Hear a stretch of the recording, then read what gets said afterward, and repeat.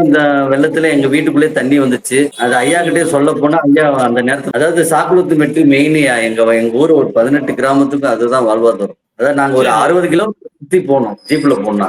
நாங்க ஷார்ட்கட்ல சரி. போனா 8 கிலோமீட்டர் 10 கிலோமீட்டர்ல நாங்க அந்த மலைக்கு போய் சேர்ந்துருவோம். அப்ப இந்த இத்தனை அது ஜீப்புகளுக்கும் இத்தனை பேருக்கும் வந்து இப்ப எங்களுக்கு என்னன்னா ஒருத்தர் இறந்தா கூட நாங்க 60 கிலோமீட்டர் சுத்தி தான் தூக்கிட்டு வரோம் போட்டு வர வேண்டியது. இப்ப வசதி இருக்கிறவங்க ஓ! கொண்டு வந்துடலாம். வசதி இல்லாத வேலைக்கு போறவங்க இறந்தாங்கன்னா என்ன பண்றது? குழந்தைகள்லாம் இறந்து நாங்க வந்து ரொம்ப கஷ்டத்துல தூக்கிட்டு வர வேண்டிய அதுக்கே செலவு பண்ணி சில பேர் கஷ்டத்துல தானே வேலைக்கு போறாங்க.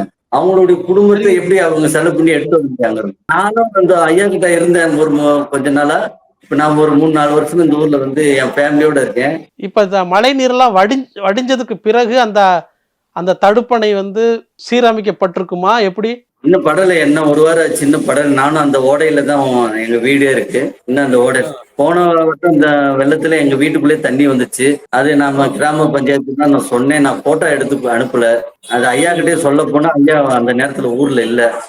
என் வீடே பழுதானது போட்டோலாம் ஐயாவுக்கு அனுப்பிச்சிருந்தேன். அது ஐயா சரி. கவனத்துக்கு போய் இன்னும் சேரல.